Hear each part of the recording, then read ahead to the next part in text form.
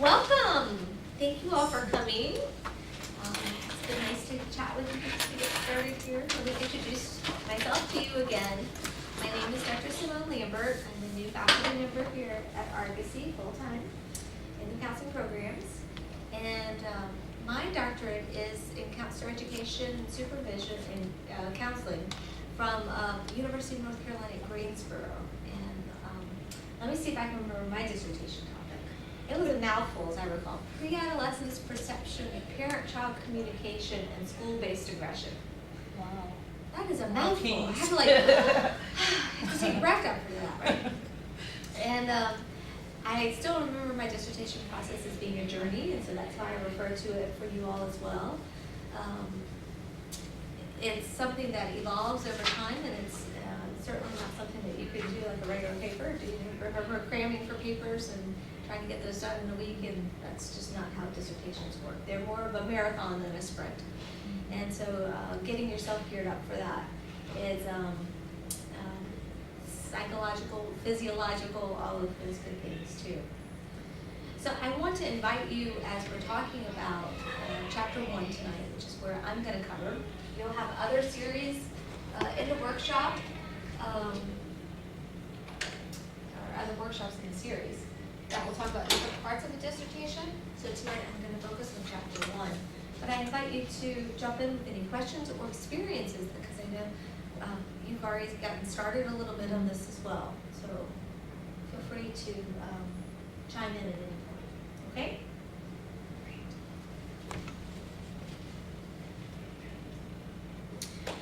All right, getting started. Sometimes this feels like the hardest part. How do you get started with a dissertation? I know we've talked today as well about topics and narrowing it down.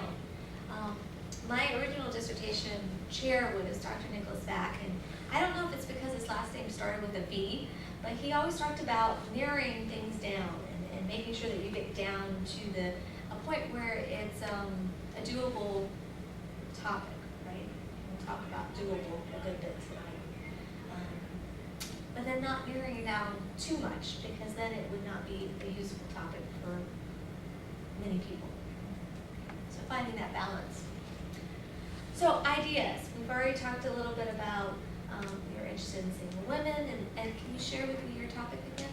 Mine is looking at African American maternal stigma surrounding the concept of mental illness and how that impacts how they support their child in treatment. Okay. So that's not the title, but that's what it is. So you're still tweaking the title, but you've got your general area and you've got your variables, okay? And treatment matching, yeah. How do you match the right people to the right type of treatment? Okay. And how did you come up with those topics? We talked about passion and connecting to the topic. How did you all come up with that? Mine was personal experience. Personal experience? Family, sister. Yeah. And I met the guy who originated the study, and it kind of interested me. And it sparked your interest. Yeah. My interest in my topic came from Columbine and the shootings. And I said, well, where in the heck were these parents? And why weren't they talking to the kids? And why didn't they understand what was going to happen and try and prevent that? And so that's why I wanted to look at, do kids feel like they can go home and talk to their parents? And how does that relate to what they do at school and acting out behaviors? So finding that spark, that passion, that connection is really critical, because this is something that you are going to live, breathe, sleep, dream about for the entire duration. And so you want to make sure it's something that you feel really strong about. I feel like I'm kind of preaching to the choir on that, because you all have found that already, and now it's just a matter of tailoring it. But for a lot of people, this is a big struggle. So finding out what you're curious about, what you're passionate about, are two critical components here. The next part, once you figure out your idea, it's finding your team. And we've talked today about finding your team and establishing who's going to carry you through this journey. Because while it is your project, it is your baby, you have some people who are going to mentor you throughout this. It's not like you do this on your own. There's another workshop that's going to be later in the semester about how do you form your committee. It's important to interview faculty members and reach out to folks and make sure that there's a good fit with research, but also with personalities. Shared passion is so critical, in this whole thing as well. So for Argosy, there's a dissertation chair and 2 dissertation committee members. And then there are additional resources that you can find both inside and outside of Argosy. So there's a student resource center, which I'm hoping you're utilizing already. Phenomenal resource, right? To writing, and I have that contact information as well. And then there are research consultants that are out there in the field that if you need help with your study and doing data analysis or anything of that nature, if it's been a while since you've had a research course, you know, there are people out there that you can call upon for help. I saw on the syllabus the dissertation guide that if you use somebody outside the school, you have to have fill out a form. There's probably a form for everything. So even if they're a consultant, we would still have to have them fill out a form? Well, this is the student, the internal resources, and I don't think that you have to fill out a form for any of this. Okay. Okay, so Walter Ruff is our librarian. He's going to be coming and talking, not next week, the week after, sometime soon. Jennifer Beach is writing assistance. And so for any of these folks, you can schedule an appointment by emailing this email address down here. You have this in your slides in your handout. So this doesn't require a form. Okay. It just requires making an appointment. And again, this is part of what you're paying for to be a student here at Argosy, so take advantage of that. It's here for you. Dissertation Bible. You've got to know this backwards and forwards. So if it talks about a form, and I apologize, I don't know if there's a form for outside consultants, there probably is. But this is what would tell you that. Okay. I think there's one if you want an outside committee member. An outside committee Yeah, member. you have to have that approved. And Ayana will probably know exactly which one that is. If it's a consultant too, because I have the committee. Just a committee, outside committee member. Okay. Yeah, yeah. So, and anytime you change your, you would have to update that form as well.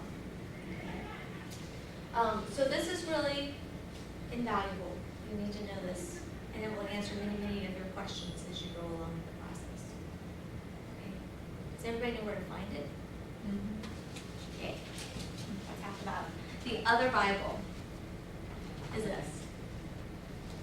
Being a counselor education student, you've probably already used this in your writing classes, in your when you're writing papers, that sort of thing. There are always tricky things, and so when you feel like you're stuck, instead of assuming that you know because that's how you've always done, ask. Because even us professors who have been writing for a while still need to get consultation. So that's what the speech is for, and other faculty members as well. Okay? Don't hesitate to ask. Okay, what does chapter 1 look like? How many of you have seen examples of dissertations? Yay. See? You guys are ahead of the curve here. If you've looked at them, you've noticed there are some things that are very consistent and some things that there might be some variation on. Different universities might have different formats, different headings, that sort of thing. What I've included here is a good bit of what is listed in this, your dissertation Bible. And when you open this up to page 20, you'll see what we're talking about tonight is only a paragraph out of this whole big packet. We're just talking about the introduction chapter. Okay? And so it talks about the section should include or describe the nature and purpose of the study, presenting the guided research questions, provide the definitions of terms, identify limitations and delimitations, explain significance of and justification for conducting the study. Okay? So after reading the problem section, the reader should be satisfied that a case has been made for the existence of a problem or appropriateness of the topic. The problem had been clearly delineated and the problem or topic has intellectual merit worthy of doctoral research. That's both descriptive and non-descriptive. So there's a little bit of leeway that you'll notice with your dissertation chairs that there might be all of these headings, there might just be, what the manual describes in terms of problem statement, purpose of study, significance, research questions, definitions of terms. Limitations may be in chapter 1, it may also be in chapter 3, it might just be in chapter 3. So there's a little bit of leeway in terms of where things appear, as long as they're in the dissertation. That's the main thing. Yeah, 'cause my chair said that the theoretical framework should be in chapter And 2. some people put it in chapter 2. Yeah, and again, it should be mentioned in chapter 5. Yeah. So everybody has a little bit of a different style because we've all been trained at different universities that have different protocol. Okay. Does that make sense? Yeah. And also I noticed, well, there's a justification of study that goes into chapter 1 as well. Yes. Right behind the definition of terms probably. Yeah, so it could be something Yeah, here. somewhere around there. And some people call it the significance of the study. Yeah. Okay, so they're very similar, and so the order can change based on how you and your dissertation chair outline things. But the main thing, again, is to have all of those components within the full 5 chapters. And so you'll see some variations as you go along. Okay? All right, let's talk about each one of these real quick. I found this, I thought it was really cute. It says, okay, this is it. I'm going to graduate. No ifs, buts, or maybes. The how, when, and why would be nice though. So you do have to kind of narrow things down in your study as well. So the first part of chapter 1 is a brief introduction about your study. And what you really want to do is think about, this dissertation could be read just by counselor educators, but it might not be. It might be read by people from different disciplines. So how can you engage the reader? How can you help them understand the issue at large? And really kind of set the stage for what you're trying to accomplish. This is where you're captivating your audience. You're knowing who your target audience is, but you're also trying to make sure that you're speaking in terms that the general reader would understand. Okay. You all love your dissertation topic at this point. You've found your passion, but maybe other people are struggling. So it's really important to love your dissertation topic. That's your problem statement. That's really your topic. So what are you going to study? And there needs to be a very broad context in this section, very general. Okay. What is the problem statement? What are you looking at? So you're looking at single mothers, you're looking at African American moms and the stigma associated with that. What is the big overarching theme here, okay, for whatever you're looking at. And then you're going to get more specific when it comes to the purpose of the study. So your objective or your intent. What is it that you really want to know about this population? What is it about this topic that really needs to be uncovered? And does this fill a gap in the research? So what is that missing piece that we don't know about this population?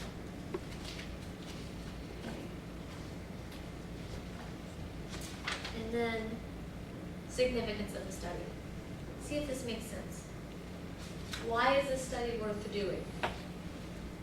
Not why in a defensive way, but this is a lot of your time and energy that's going to go into the study, right? You're going to spend like a better bit of a year of your life devoted to this research project. So why is this study worth doing for you, for the profession, for your faculty members that are on the committee? And what impact will the results have? So will you be able to take those implications and improve a program or improve counseling services or something that will make a difference? That makes sense?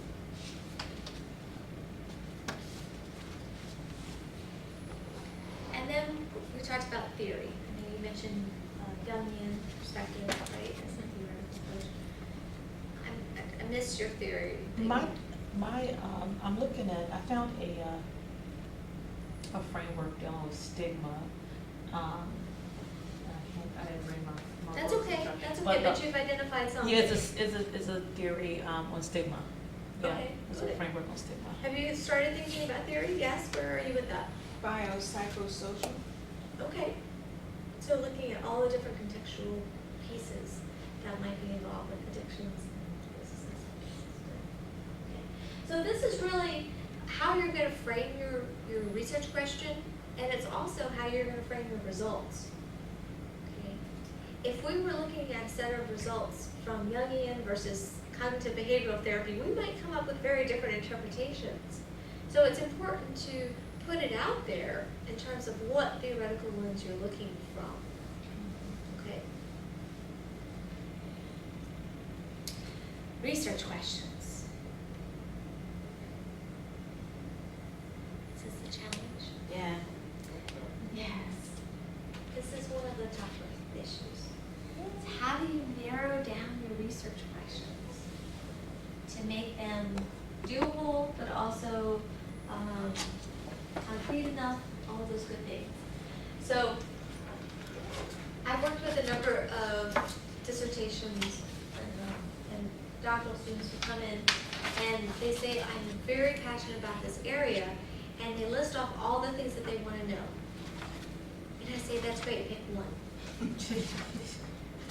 Because we can't be here for 5 years, right, or 10 years. They want to graduate, they want to move on with their life. Not to say that those other questions aren't important, because that's part of your research agenda. Those are things that you can continue to work on throughout your career.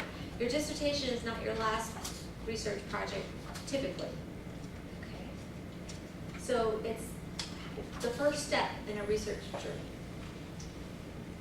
I have a little video. Can I show you this? I think it's kind of neat.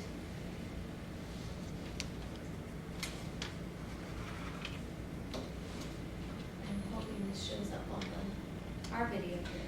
This is the dissertation information page from the library. Have you all seen this? Cool. And this has a wealth of information. It's got that dissertation research guide that I told you is the Bible. That's where that link is right there.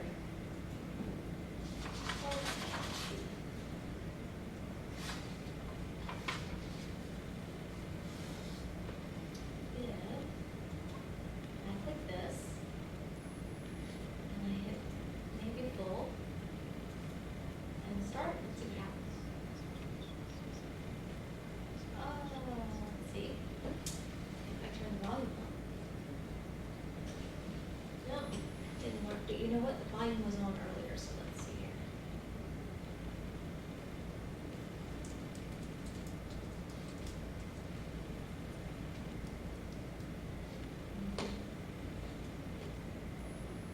Now it's unmuted, no? Right? Why you need one, how you can create one and check to make sure it's a good one, and finally what you do with it once you have one. First, let's look at what a research question is. A research question is an actual question you ask yourself about a topic. It is some aspect of the topic that you're interested in and want to find out more about. All good academic research starts with a research question. The research question doesn't usually show up in the final paper, but we can see evidence that there was one. And that's In this for a article, regular for example, article. the authors state that the For goal of their dissertations, article is it's to special. assess the factors that make people willing to pirate digital music. They don't tell us what their research question was, but based on their goal, we can assume they had one, and that it was something like, why do consumers pirate digital music? You'll almost never be asked specifically to create a research question as part of a research paper, but you should always start with one anyway. Now that you know what a research question is, why do you need one? Most students find a topic, then start working on the research paper right away. For example, you might decide your topic is the number of women in politics. A topic is a starting point for a research question. You ask a research question about a topic. For example, on our topic we could ask the research question, why do some countries have more women politicians than others? There are lots of possible research questions you could ask about any topic. For example, we could also ask, does having more women politicians lead to better laws for women? Picking one question over others helps you focus and gives you an angle to approach the topic. This helps you streamline your research and writing, which will save you a lot of time and make your papers better. Now you know why you should use a research question. Next we'll find out how to create one. It isn't hard to come up with a research question. We'll follow a few steps. First, pick a topic you're interested in. Then, find one aspect of the topic you want to focus on. Think of some questions you could ask about that aspect. Pick one, then make sure it's a good question. We'll go through the steps using an example. First, pick a topic you're interested in. We'll use our earlier topic, women in politics. Once you've picked a topic, the next step is to think of what different aspects of the topic there are and pick one. In our example, we've mapped out some of the different aspects of the topic, women in politics. One might be, for example, women voters, how they vote, what influences them, or what issues are important to them. Another aspect might be women politicians, how they're different from male politicians, what levels of government they're at, or how many there are, what it affects that, how it varies in different countries, and how that influences government policies. Once you've mapped out some possibilities, pick one aspect. We'll pick numbers of women politicians, and specifically what affects those numbers. Once you've narrowed your topic, think of some possible questions about that topic. Why and how questions are best. For example, we could ask questions like, why do some countries have more women politicians than others? Why does Canada have fewer high-profile women in politics than the US? When you're done, pick one to work with. We'll pick, why do some countries have more women politicians than others? Once you've picked your question, look at it carefully and try to make it as specific as possible. Make sure your question is clear about who, what, where, and when you are talking about. Let's see how we can make this more specific. We don't want to know about women politicians at all levels of government, so we'll specify the national level only. Some countries is also quite vague. We should focus on some specific countries to compare, like Canada and Sweden. In that case, our more specific question would be, why does Sweden have more women politicians at the national level than Canada? That's how you come up with a research question. But how do you know if it's a good question? A good question focuses on only one issue and doesn't try to fit in too much. It requires analysis and thinking and doesn't have an obvious answer. How and why questions are best for this. It's specific and focused, not too broad. It's also clear, with all the vague words defined or made more specific. You don't usually put your research question into your final paper. What do you do with it then? Your research question will help focus your research. You'll need to find information that helps you answer your research question. For our question on why Sweden has more women politicians than Canada, we might need some statistics, for example. We might also need to know the reasons why Sweden has a lot of women politicians. Then we would need to know how that is different from Canada. Knowing what information we need to answer our question helps make the research more efficient. Your research question also helps you create your thesis. Your thesis summarizes the answer to your question in one sentence. For example, our thesis might be, Sweden has more women politicians because their electoral system encourages women to participate better than Canada's does. The rest of your paper would support the thesis with more detailed arguments. Your whole paper, therefore, will focus on answering your research question, which helps give structure and focus to your paper. Try it yourself. Create a research question for your paper. Use the research question worksheet, which you can find on the same webpage as this video. If you have any questions, please ask us at library.wlu.ca/help/ask-us. Okay, and so that video clip is you've got the URL, so you can go back and look at that, or pull down the worksheet if that's helpful for you. So we'll go back to our slideshow here. Okay, so again, you would put your research questions in your chapter 1. And what she was referring to in terms of the thesis is actually to be a hypothesis. What direction do you predict? Your how and your why questions. And that'll help to inform your study as well, because when you get to the end, you can say either you found out what you thought you would, or you found out something different. Okay. Is that helpful? Very. Yeah. Okay. Limitations versus delimitations. Limitations typically are things that we have some control, don't have any control over. So for instance, if we were looking at her research question with women in the national level, we don't really have any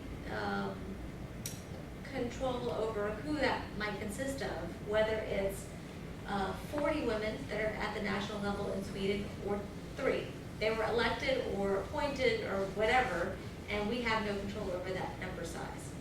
As opposed to a delimitation might be, well, we're saying that we want to look at women in a certain county or whatever else, that we're manipulating the numbers. We're saying we only want this amount, or we only want to look at this type of leader, okay?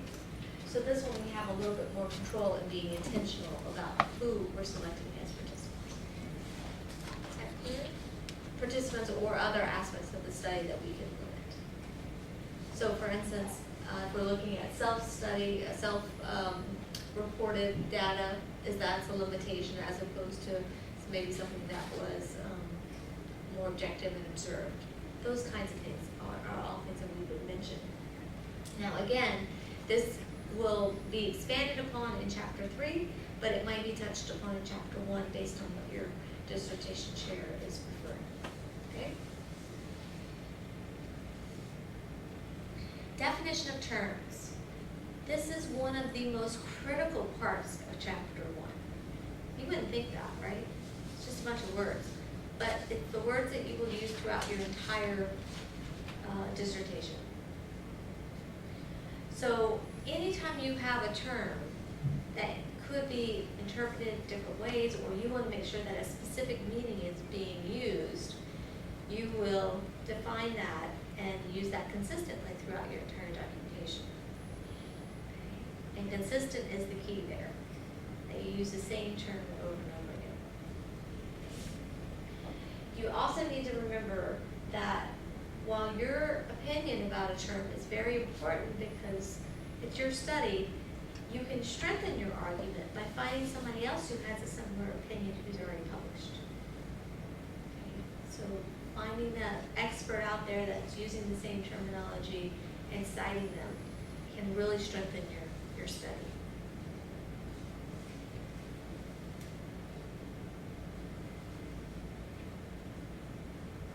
Do you have any questions or good so far? The last part of chapter 1 is that concluding paragraph. This is really where you're wrapping up chapter 1, but you're also introducing what's to come. And this is going to change a little bit. Before you do your prospectus, your proposal of defense, then you're going to be talking very much in future tenses. The study will be doing such and such. Okay? And up until that point, you'll only be doing chapters 1, 2, and 3. After that, you'll be adding chapters 4 and 5 because you'll have your results and your data analysis. So at that point, then you'll change things to past because the study's already been conducted. Does that make sense? So it's present tense, it's future tense, It's the future. proposal, This and study will be done, future, and then after it's been done, it's past tense. past tense, okay. Yeah. So you gotta go back in. You've got to go back in and change all of that. So when you think about chapter 1, it's not something that you can cross off your to-do list. Okay, chapter 1 is done. It's something that you're constantly going to go back and tweak and refine, not just with the present tense, but there could be, as you get through your prospectus and your committee members say, you know what, it would be really neat if we add this component because it would strengthen your study or it would add something to make your study more robust. You might have to go back and tweak chapter 1 based on that, right? Or to add a definition or to refine your research questions. So it's a living document until it goes to press. And any parts of it can be adapted until that time. Okay. And not something you can just cross off your to-do list. That would be nice. Chapter 1 done, but that's just not how it works. Okay. So again, be prepared to go back to chapter 1. I had 2 topics for this because I knew that chapter 1 is not going to last us a whole hour. How are you feeling about chapter 1 so far? Do you feel like you kind of understand the outline and how that will work? It's kind of similar to a thesis. Mm-hmm. So you've written a master's thesis before, so it is very similar to that process. It's just more. It's just more in depth. It reminds me of comps. And so everything that we try to do is to prepare you to get ready for that. Are there any residual concerns or questions about chapter 1 before we move forward? As you talk, I'm kind of exploring things and trying to define things, narrow things. Yeah. Is I'm it just- better to, if we have a topic of women in recovery, is that too broad? Should we have it Yes. be African American women in recovery? That's one way to specify. What else, what are you trying to find out about them? African American Oh, women. yeah, I was still, Right? this is, treatment matching. That, tool I showed you, that assessment tool. It doesn't, I tried it on somebody and it was a woman I tried it on. But as I was looking at it, I could tell it was, I know it was written by a white, he's A actually white man, Jewish. yeah. He's actually Jewish, but I don't know if it makes it, well, I guess to him it makes a difference, because his son wears a yarmulke, so that's important. But, yeah, it's written by a Jewish guy, done by them, and all the guys up there on the panel, all the guys up there were guys up there. Nobody, well, there was a Chinese guy, Dr. Lee. But I'm just thinking about how does this tool, would it address all the things that a woman who's an addict would need to have addressed? Does it assess her gambit, her worldview, her gambit? You know what I'm saying? So that's And what so, I'm wondering. looking at the sample that it was normed on would be important to see if it captured that segment of the population. And if not, then using the instrument with African American women in recovery and comparing that to the norm base and seeing if you're getting the similar results. And if not, what is that about? Okay. Is that kind of what you're thinking? Yeah, you know, I don't want to make it sound like I don't love me, I do, but I'm wondering if, can I make it, is it too broad to say women? Or do I have to make it specific to African American women? You can say women. Yeah, because I like to know about all the women, Well, not that's just very one segment important of too. women.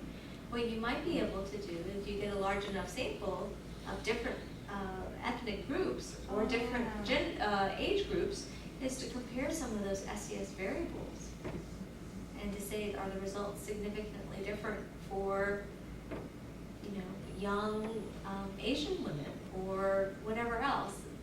Your question would be broader than that, but your analysis could look at each of those different groups. I think that would be fun. Did you say fun? Yeah. Yes, that's what I'm looking for, is that passion. I didn't realize I was such a nerd.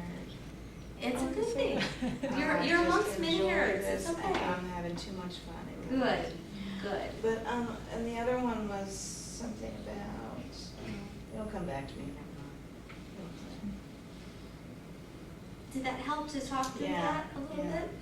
Because I Okay, really would, I'm noticing that, it felt masculine Mhm. when I did it with her, and she's Indian, Middle Eastern, Asian Indian, I think that's the term. And I don't remember asking anything culturally or anything womany well, we're sticking with women because I don't really want to go to culture, a whole nother thing, but. Well, and you might decide to do both. That's something that you and your dissertation chair can talk about and figure The that out. culture, together. and it's starting to feel qualitative, and because of the instrument, I need to make it quantitative. I don't want to do mixed. No, That's it would still, complicated. it would still be Quantitative? quantitative. Okay. Mhm. Yep. Because if I start asking people too many questions about stuff, then I'd get into stories and narratives and all. Yeah, and that's a very different methodology. I Are can you see why considering that'd be- qualitative or quantitative? Mine is quant. Quant, okay. But I do have a question about definition of terms, Mhm. as I'm sitting here thinking, because in my paper, I just included, in my chapter one, I just included 3, and one was, I basically took the topic and looked at the variables in the topic and broke down into terms that way. So one term would be stigma, how does that define? Mhm. One is compliance, how is that defined? Because compliance and mental health might be different from somebody else's field of compliance. And the other term was attitudes, but I took that out and put stigma, because that's what I'm looking at, not necessarily attitudes, it's stigma. But since my population is looking at African American women, and I'm gonna ask my chair this as well, should I also define that term? Yeah, And absolutely. women? Yeah, Those two terms, like, I mean, it sounds like, It okay, the sounds reader basic. should be like, Yeah. understand what African American mean They and could what, be Haitian, they could be right, Jamaican. or what women mean, but I guess I need to be very specific about those two terms. I'm just sitting here thinking out loud, like I didn't include that in chapter 1. Yeah, there's probably a lot of terms that will pop up. Even if it's beyond your research questions, it could be terms that you're using in your lit review that are essential to your study, but not popping up until chapter 2. You still include them in chapter 1 as a definition. So your dissertation chair will help you navigate through that process. But anything that has some ambiguity that you're not really sure, or it's so seminal to your research that readers really need to understand where you're coming from. I remember what it was. If I say, does this instrument address issues that women would have in recovery, then I'd have to know what issues women would have in recovery. There's a lot. Right, and so that's a really big, so that would then- be, so we need to then- narrow that down a little bit more. So I guess that would be part of the lit review to talk about, I'd pick a source. I'd say, this is like seen as a seminal source of material for women in recovery. And then this thing says that women should have these, that recovery programs for women, or if you're evaluating how a woman's, if you're assessing someone's substance abuse Mhm. history, then these are things that you should address if it's a woman. You know what I mean? And so some of that will be in your literature Yeah, review, yeah, but you need to be careful not to get into a whole nother study. yeah. This is true. Because that could be a whole nother thing. Yes, okay. And figuring out where do you want to put your energies? Do you want to know what should be included in substance abuse recovery treatment? Or do you want to know what, if How this does this assessment, How does this thing assess women yes, who have addictions? compared to the norming sample? Yes. So two different things. One's about an instrument, one's about treatment.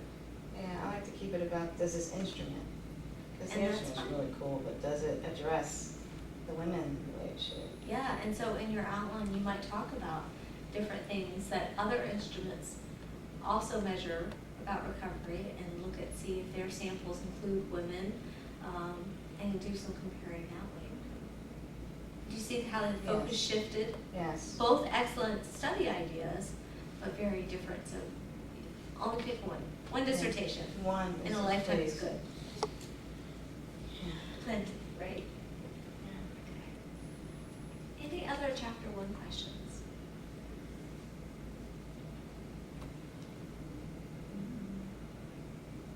Okay. You know, we preach a lot about self-care, right, and how important that is. The dissertation process, it can be kind of isolating, especially for us extroverts who are sitting in front of a computer all the time doing research. And so it's really important to make sure you have some support. So, I recommend finding colleagues in your program that, or outside of your program, other people who are writing, who can provide you that support. Oftentimes our family members have not been through a doctoral program and they have no understanding about what you're going through. So they're like, aren't you done with that paper yet? Have you heard that yet? Yes. When will you be done with your degree? Right? So it's really helpful to find other people who understand and can give you that support. Not that your family isn't supportive, or your friends, or whoever it might be, but it's helpful. Have you ever gone on a diet or a weight loss or exercise program or something? You know how when you talk to people about it, you have that accountability because people are going to be following up? Well, your dissertation chair can definitely provide that for you.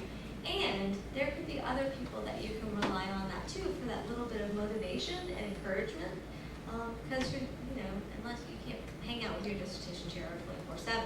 So having other people in your life to provide you that little boost can be really helpful. And then this guidance component. Just in this room, all 3 of you are in different parts of the process. One that's kind of working on chapters 1 and 2, one that's got an idea, and you're still forming an idea, but you've got your committee kind of, coming together. So just in here, you can see where you might be able to look to one another to see, okay, this person's a little bit further along from me. What have they learned through the process, right? Or different dissertation chairs might have different nuggets of information. So if you share those nuggets, then you are able to learn from one another. Okay? Not just about the paperwork and forms and the process, but also about the process itself. Does that make sense? Mm-hmm. So I encourage you to reach out and find that amongst yourselves. You're welcome to share numbers even this evening if that help is helpful. There are more series coming up. There's Dr. Kaplan, which I strongly encourage you to come to this one. It's going to talk about the PowerPoint presentations that you will do for your prospectus and your defense. So being able to convey the information is half the battle. You've got the information, but then you have to make sure that your committee and other audience members understand what you're trying to do so that they can be supportive. Qualitative research, I haven't heard anybody looking at qualitative in here, but it's still a very helpful topic for future research. APA review with Jennifer Beach. Word processing with the librarian. This formatting is going to be one of your biggest challenges. I remember I spent countless hours just trying to get the table of contents lined up. This little bitty dots.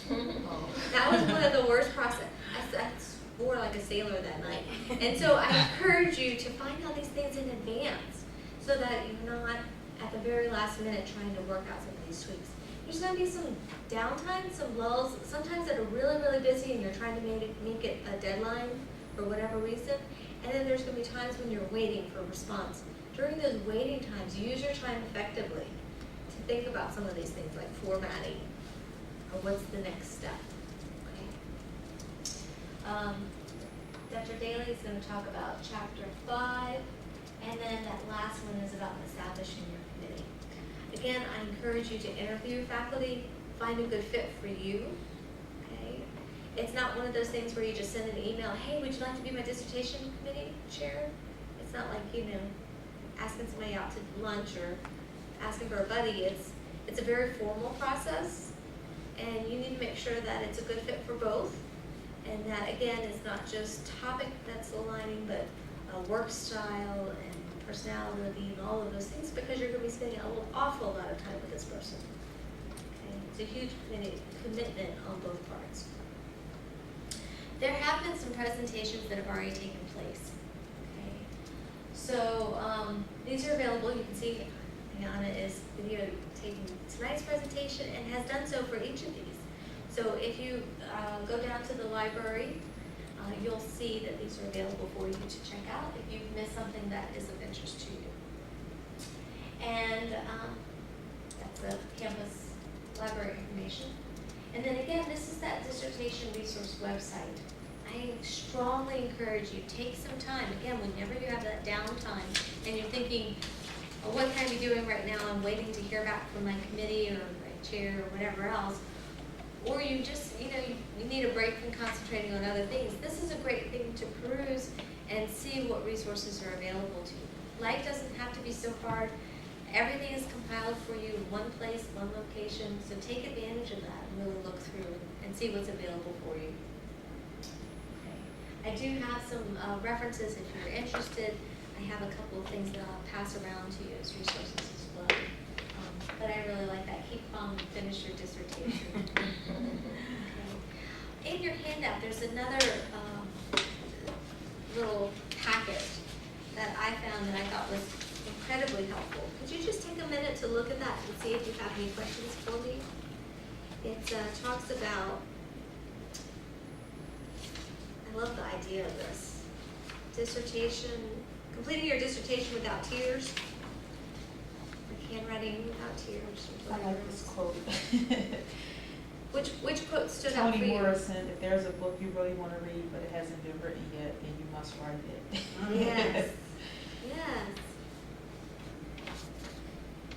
And it's good. Mhm.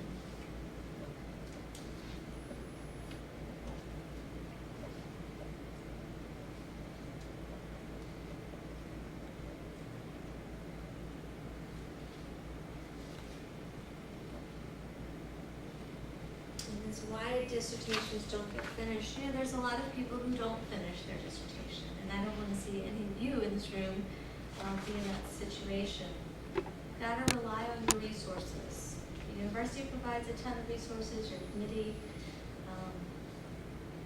rely on each other, your peers, your support groups. Anything else that you're reading resonate with you?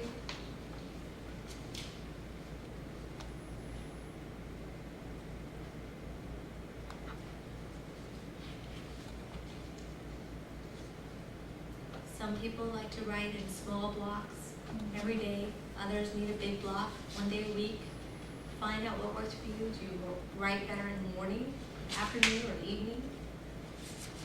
That works, because I was just telling Lucia earlier when we came in, like I have to break everything down and write, like, I like to write in the morning because I'm more focused. I try to do most of my writing when I'm at work. But I try to do like at least a paragraph or two a day. Just a little something. Just a little bit, just Yeah. something. Yeah. Keep yourself into Yeah. it. I think I read some, it was an online webinar, because my chair always sends me online webinars to attend, because she's an online professor, a full-time RUC professor online for the undergraduate program. But there was a webinar she had sent that I had went to, and one of the suggestions was to write at least, if you write 1 page per day, every day, I mean, you're pretty much done your dissertation.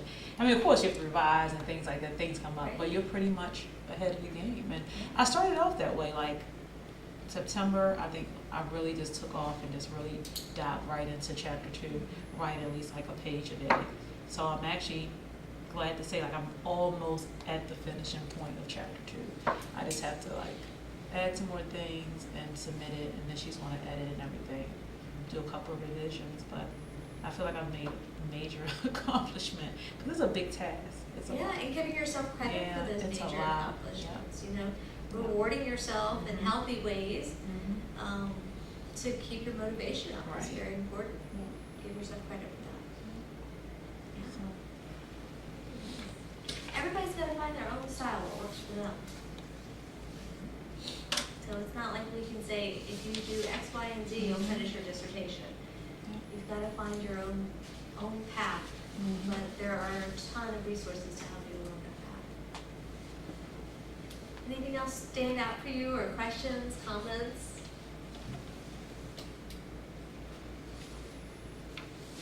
You mentioned that the chair has a big role, but then there's the other 2 committee members.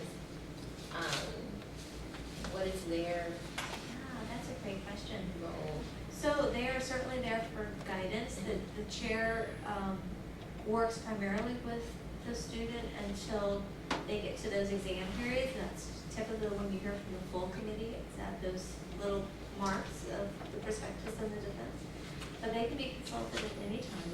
And oftentimes, if they have a specialty in that area, they might be consulted more frequently than others.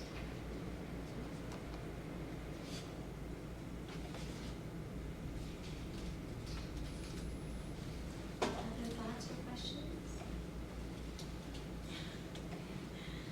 My brain is swimming already.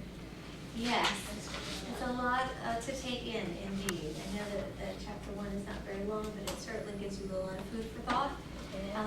Let it sit with you, and if you have further questions, you know how to get in touch with me.